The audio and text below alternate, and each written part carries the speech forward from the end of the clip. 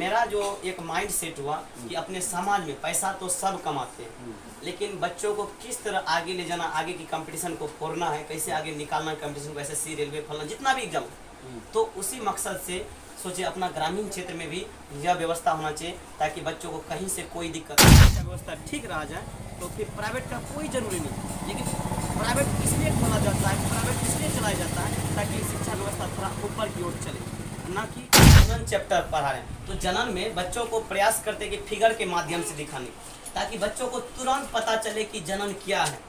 जिस प्रकार मूवी देखने के बाद बच्चों को तुरंत 3 घंटा का मूवी याद हो जाता है, कहाँ पे कौन सा सीन हुआ था, तो उसी प्रकार प्रयास करते हैं कि फिगर के माध्यम से बच्चों को बताने का, ताकि बच्चों के दिमाग में सेट। क्षेत्र के गार्जियन अगर कॉन्शस हो जाए, आज से आप 20 साल पहले याद करेंगे तो ऐसा कोई कोचिंग सेंटर इतना हाई फाई नहीं हुआ करता था, ऑनलाइन क्लासेज नहीं हुआ करता था, लेकिन उस टाइम में भी IAS IPS बन करके जाते थे, गरीब के बच्चे भी जाते थे। एक जरिया बन जाता है बच्चों को रिजल्ट बेहतर बनाने, न कि जरूरी नहीं कि प्राइवेट में ही बच्चा पढ़ करके बेहतर। की खबर देखने के लिए प्राइम न्यूज बिहार चैनल को सब्सक्राइब जरूर करें, फेसबुक पेज में लाइक शेयर। देख रहे हैं प्राइम न्यूज बिहार। हम इस वक्त मौजूद हैं मधेपुरा जिला के अंतर्गत ये रजनी पंचायत में, जो कि मुरलीगंज प्रखंड क्षेत्र में पड़ता है। जी हाँ, आप तो जानते होंगे जो कि प्राइवेट कोचिंग सेंटर हैं, और उसी कोचिंग सेंटर के पास हम इस वक्त उपस्थित हैं, जिसका नाम सुना होगा लक्ष्य कोचिंग सेंटर, जो कि ये प्रसादी चौक के पास हैं, हाईवे जो NH हैं उनके बगल में हैं। जी हाँ, आप लोग ये भी जानते होंगे सरकारी स्कूल में किस ढंग से पढ़ाई लिखाई बच्चे का होता है, क्योंकि सरकारी स्कूल में तो बिल्कुल आप लोग ये भी जानते होंगे बच्चे का भविष्य खराब हो रहा है। सरकारी स्कूल में पढ़ लिख करके वही बनेगा, क्रिमिनल बनेगा और पंजाब दिल्ली जाएंगे मजदूरी करने के लिए, कोई अफसर नहीं बन पाएंगे, क्योंकि सरकारी स्कूल में शिक्षा नहीं होते हैं।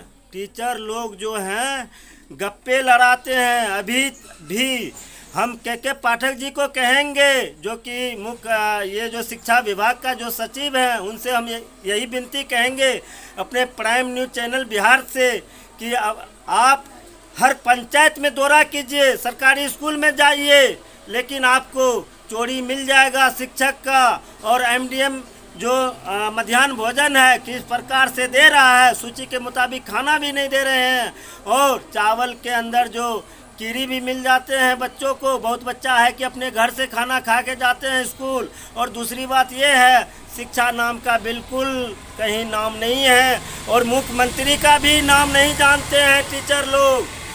और आप जो 6 दिन का ट्रेनिंग दे रहे हैं, अगर 6 दिन में टीचर लोग ट्रेनिंग में फेल करते हैं तो उनको सस्पेंड कर दिया जाए। और प्राइवेट कोचिंग जो है, इन्हीं प्राइवेट कोचिंग से पढ़ लिख के अफसर बनते हैं, दरोगा बनते हैं, जो है इंस्पेक्टर बनते हैं, SP बनते हैं, टीचर बनते हैं, कांस्टेबल बनते हैं, बड़ा बड़ा पद पे जाते हैं, कलेक्टर बनते हैं और डॉक्टर भी बनते हैं। आइए इन्हीं जो कोचिंग सेंटर का जो है, लक्ष्य कोचिंग सेंटर का जो डायरेक्टर है, कहा जाए ऑपरेटर और संचालक है, उन्हीं से हम जानकारी लेंगे कोचिंग के बारे में। बच्चे को क्या क्या जानकारी दे रहे हैं, देख रहे हैं 11 से लेकर 12 तक बच्चे को पढ़ाते हैं, पैरामेडिकल भी कोर्स करवाते हैं, पॉलिटेक्निक भी कोर्स करवाते हैं। सर, सबसे पहले हमारे प्राइम न्यूज़ चैनल में बहुत बहुत स्वागत है। धन्यवाद जी, आपका भी स्वागत है हमारे कोचिंग संस्था में आने के लिए। तो बात रही है शिक्षा व्यवस्था की, तो शिक्षा व्यवस्था जिस प्रकार आप बोले सब सरकारी स्कूल में भी शिक्षा व्यवस्था ठीक कारण ध्यान नहीं देने के कारण सरकारी स्कूल का शिक्षा व्यवस्था नाजुक पड़ी है। तो फिर अगर सही से देखा जाए तो कहीं कहीं सरकारी स्कूल में भी जमूरी समय कहीं कहीं देखते हैं कि शिक्षा व्यवस्था इस तरह से है कि वहाँ पे सोचने के लोग मजबूर हो जाते हैं, लेकिन कहीं कहीं इस तरह से कभी वहाँ पे पहुँचवे नहीं किए। कहीं पर देख रहे कोई ना तो सचिव पहुँच रहे और कोई पहुँचे, मतलब उसको प्रशासन या और उस शिक्षा विभाग का उस स्कूल से कोई ताल्लुकात भी नहीं रहता। तो वहाँ की शिक्षा व्यवस्था बिल्कुल ही ध्वस्त है, और वहाँ की शिक्षा व्यवस्था खराब है। जो बिल्कुल ग्रामीण क्षेत्र में आते हैं, ना तक वहाँ से किसी को मतलब रहता नहीं, और तो इसी वजह से वहाँ के टीचर लोग भी मतलब सुस्त होकर के बैठे हुए थे, शिक्षा व्यवस्था पर ध्यान नहीं देते हैं और बाकी वहाँ का बच्चा नॉर्मल रहते हैं। बात रही है प्राइवेट संस्था का, एक जरिया बन जाता है बच्चों को रिजल्ट बेहतर बनाने, न कि जरूरी नहीं कि प्राइवेट में ही बच्चा पढ़ करके बेहतर करे। हाँ, आ जाती है कि अगर सरकारी शिक्षा व्यवस्था ठीक रहे तो प्राइवेट की जरूरी नहीं। मैं भी इस बात से सहमत हूँ, शिक्षा व्यवस्था ठीक रहा जाए तो फिर प्राइवेट का कोई जरूरी नहीं। लेकिन प्राइवेट इसलिए खोला जाता है, प्राइवेट इसलिए चलाया जाता है ताकि शिक्षा व्यवस्था थोड़ा ऊपर की ओर चले, ना कि थोड़ा सा एक प्रकार से देखा जाए तो कॉमर्शियल भी है। दूसरी बात यहाँ पे शिक्षा व्यवस्था को ऊपर की ओर ले जाना ही होता है। जी जी जी, आपसे जानना चाहेंगे राणा जी, बच्चे का क्या क्या शिक्षा दे रहे हैं, कौन कौन क्लास का बच्चे को पढ़ा रहे हैं, आप कितने मतलब ये कोचिंग सेंटर में टीचर हैं? यहाँ पर तो कोचिंग सेंटर में फ़िलहाल तो अकेले हैं।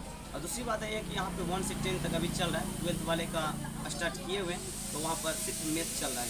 और 1 से 10th वाले के तो ऑलरेडी मतलब ऑल सब्जेक्ट चल रहा है, जो कि बेहतर चल रहा है, कहीं से कोई समस्या नहीं है।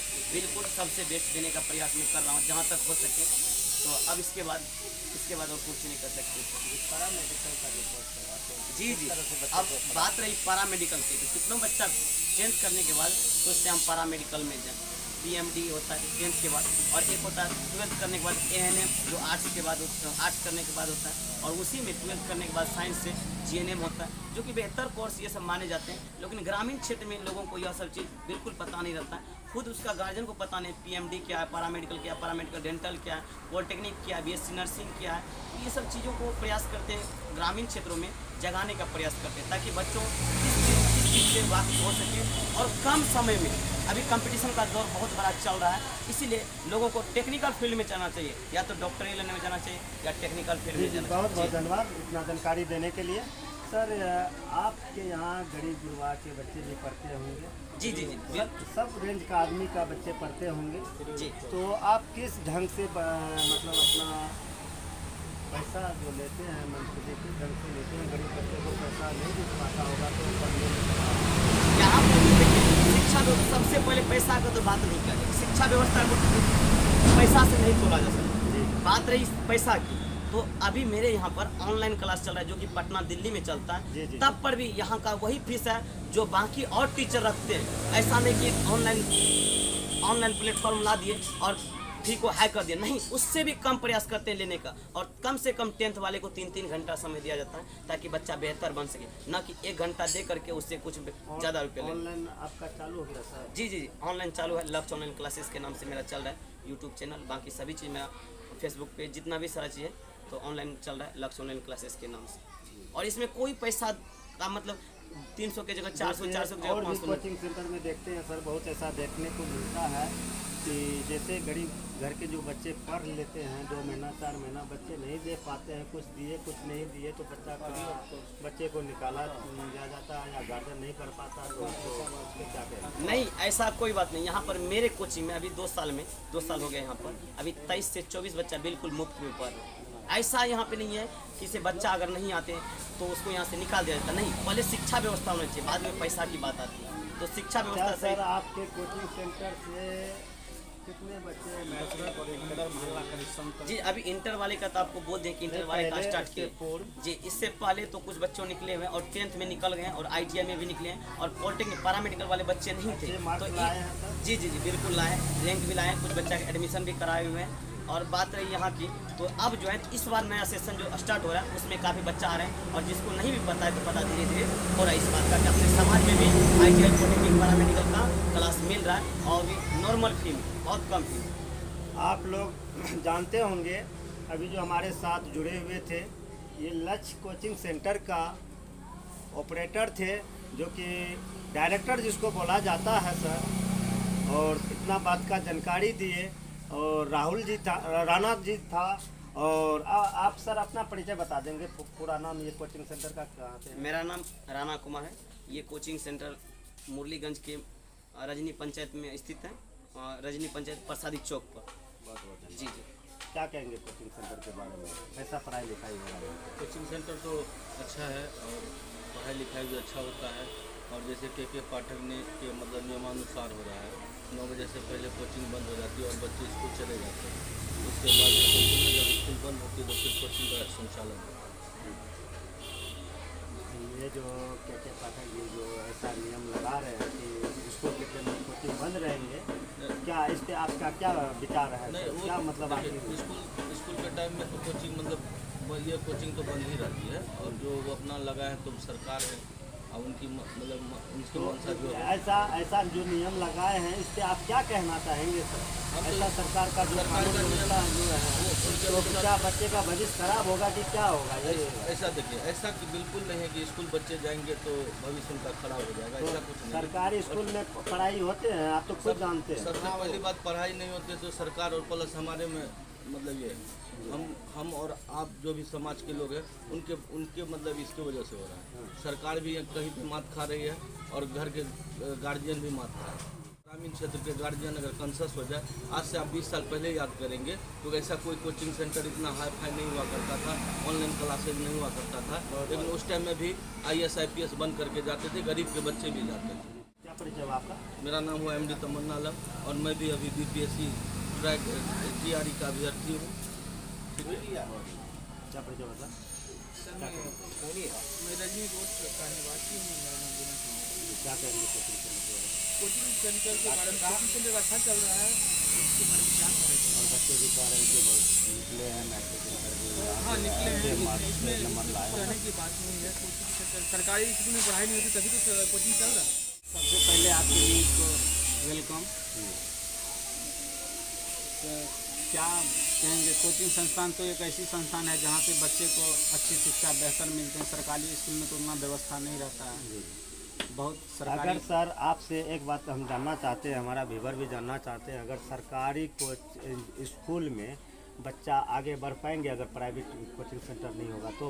ये सरकार को भी पता है सर, और आपको भी पता है कि सरकारी स्कूल में बच्चे नहीं पढ़ पाते हैं, वहाँ टीचर की कमी होती है, हर एक चीज़ की व्यवस्था में लाचारी रहती है। इसी कारण यहाँ प्राइवेट संस्थान में बच्चे पढ़ते हैं और आगे बढ़ते हैं। ऐसा सिस्टम होता है सरकारी में कंप्यूटराइज, जैसे ब्लैक बोर्ड पे जैसे लिखते हैं मिटते हैं, दूसरा ऑप्शन आ जाते हैं? जी ऐसा व्यवस्था नहीं है, वो तो सरकार को सोचनी चाहिए। इसमें सरकार को भी पता आम है। जनता क्या करेगी सर? सरकार तो जो फैसला करेगी वही होगा। क्या परिचय हुआ?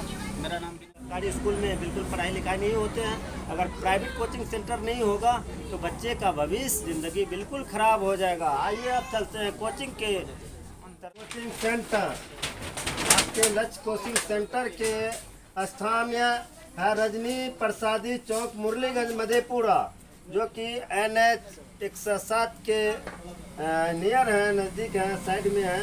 यहाँ पे पैरा मेडिकल भी कोर्स कराया जाता है और ये जो पॉलिटेक्निक है ये भी कराया जाता है। आप देख सकते हैं ये कंप्यूटराइज जो है कि LCD लगा हुआ है, और सर जो है कि LCD के माध्यम से बच्चे को पैरा मेडिकल का कोर्स करवाते हैं। अच्छा, जी डिजिटल बोर्ड बोलते हैं। और ये बाकी पटना दिल्ली में चलते हैं, खान सर सब हो गए, बड़े बड़े टीचर लगते हैं। तो ये अपने समाज में नहीं है, और अगर हो तो और अच्छी वाली बात है, अभी तो फिलहाल नहीं है, देखने को नहीं मिल रहा है। बात रही यहाँ की, तो मेरा एक ही पर्पस है कि अपने समाज में लोग सब बोलते थे कि क्यों नहीं मार्केट चले गए, क्यों नहीं शहर में चले गए, अगर सिस्टम देना ही था तो एक माइंड सेट हुआ कि अपने समाज में पैसा तो सब कमाते हैं, लेकिन बच्चों को किस तरह आगे ले जाना, आगे की कंपटीशन को फोड़ना है, कैसे आगे निकालना कंपटीशन को, SSC रेलवे फलना जितना भी एग्जाम, तो उसी मकसद से सोचे अपना ग्रामीण क्षेत्र में भी यह व्यवस्था होना चाहिए ताकि बच्चों को कहीं से कोई दिक्कत नहीं। आज की हम थोड़ा सा कि बच्चों को यहाँ पे ग्रामीण क्षेत्र में कैसा व्यवस्था मिला, शिक्षा व्यवस्था थोड़ा उधर चलेगा सब। तो इसमें एक ही सिस्टम है कि जैसे आज हम चैप्टर पढ़ा रहे बायोलॉजी 10th क्लास का जनन चैप्टर पढ़ा रहे हैं, तो जनन में बच्चों को प्रयास करते कि फिगर के माध्यम से दिखाने, ताकि बच्चों को तुरंत पता चले कि जनन क्या है। जिस प्रकार मूवी देखने के बाद बच्चों को तुरंत 3 घंटा का मूवी याद हो जाता है, कहाँ पे कौन सा सीन हुआ था, तो उसी प्रकार प्रयास करते हैं कि फिगर के माध्यम से बच्चों को बताने का, ताकि बच्चों के दिमाग में सेट हो जाए। जी जैसे अभी जनन चैप्टर क्यों जरूरी है, तो जनन क्यों जरूरी है, सबसे पहले लोग के सभी के साथ होता है कि जनन क्यों जरूरी है, जनन होना चाहिए या नहीं होना चाहिए। तो बिल्कुल जनन होना चाहिए, अपने अस्तित्व को बनाए रखने के लिए जनन जरूरी है। अपने पीढ़ी को बनाए रखने के लिए जनन जरूरी है, इसलिए हम लोग इस पर बात करते हैं। बाकी पढ़ाते हैं तो उस पर डिटेल से बात करते हैं। अभी तो टाइम कम है, इसलिए थोड़ा सा आपको बताते हैं कि जनन क्या कैसे।